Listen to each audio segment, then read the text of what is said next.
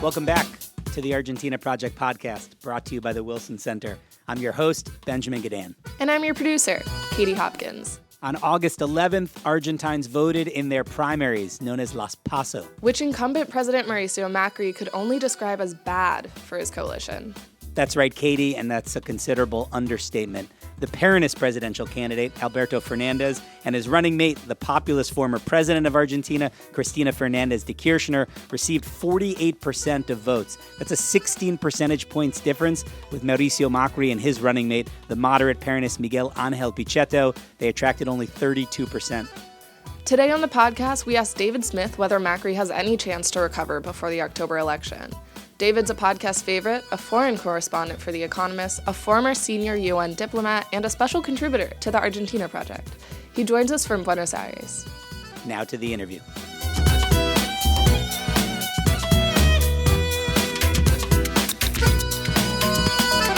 Hey, David, it's Benjamin.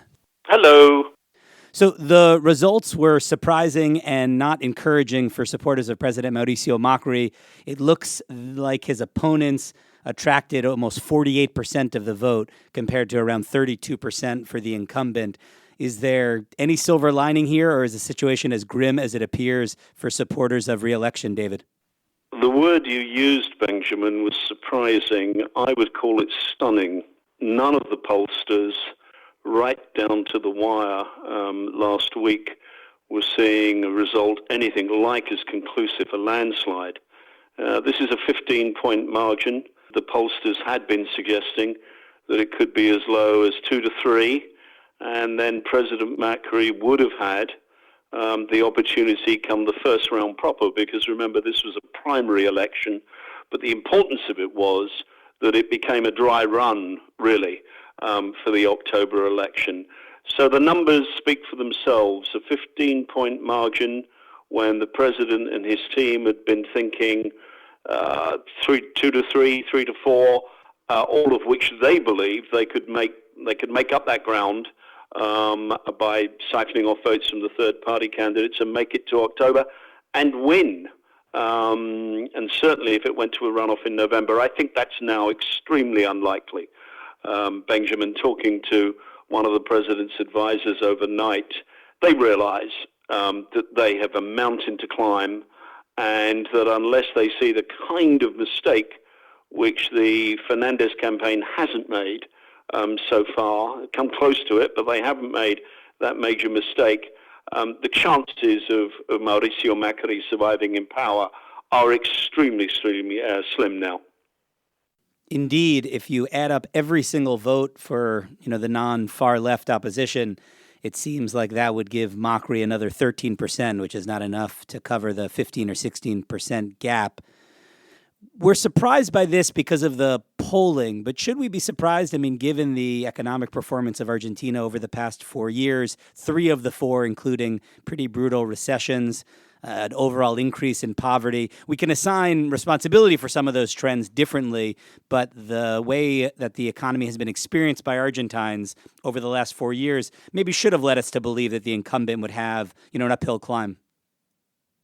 Yes, and that's a good point, Benjamin. Reality, President Macri would have been defying the odds, in fact, defying history in one sense, had he been able to come through, given 55% inflation, given a deep recession, given rise in unemployment, given interest rates that would be implausible in most of the rest of the world. They're through the roof. So the chances were that the economy would always decide this. The hope had been of the Macri camp, and this, I suspect, now in the days after this vote, there'll be plenty of recriminations inside his team. The hope had been that by making this a deeply divisive, polarized election, where you had the president cast as the standard bearer of change, of a future that was very different to the decline of the past. And against him, in theory, was a ticket, Fernández and former president Cristina Fernández de Kirchner. Against him was a ticket that represented so obviously the past. Well, that bet It was a huge bet, but it was, in their view, in the Macri camp's view, the only way they could win. That polarized election, in the end, has clearly produced a surge to one side, and it's not theirs, it's to the others, and it's to very much a team that does represent the past, that represents a very different future for Argentina, and we're seeing the results almost immediately. If you look at the markets coming out of this vote, you're seeing the peso fall quite dramatically, and you're seeing the bond yield on Argentine bonds rise dramatically. So, in a sense, the bet the Macri camp made, the polarized election, has come back to haunt them. It was a bet that might have worked had the president been running against his predecessor, Cristina Fernández de Kirchner.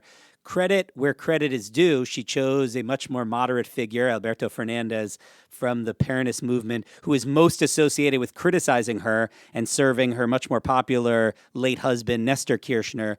When you're considering the strategy going forward toward October, it seems like the president is now going to have to run against his actual opponent and not against Cristina Fernández de Kirchner. Yes, he is, and I think you're absolutely right to acknowledge that Cristina Fernández de Kirchner's choice, which was a very odd one, in reality to choose her presidential candidate herself and then make herself the vice presidential candidate. Can't remember if I've ever seen that one before, but it worked. Strategically, it worked, because her negatives, which have remained very high during this period, nevertheless did not come into play as they might have done had it been Mauricio Macri versus Cristina Fernández de Kirchner, with the memory that the middle class has really decided this vote, in that they've clearly defected from Macri and gone to the other side because of the economic factors.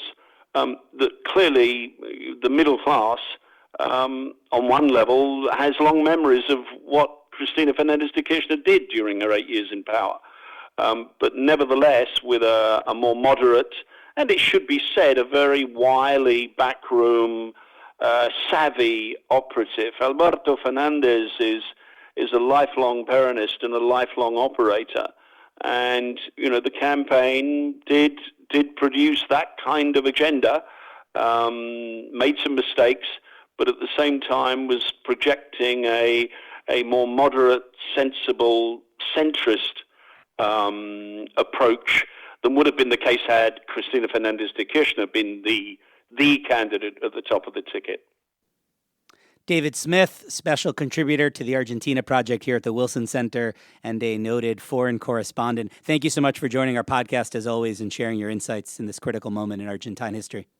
Thanks for having me. And thankfully, our producer is a wonderful editor. That's me, Katie Hopkins. If you enjoyed the show, subscribe to the Argentina Project podcast on SoundCloud and sign up for our weekly newsletter at wilsoncenter.org/weekly-asado.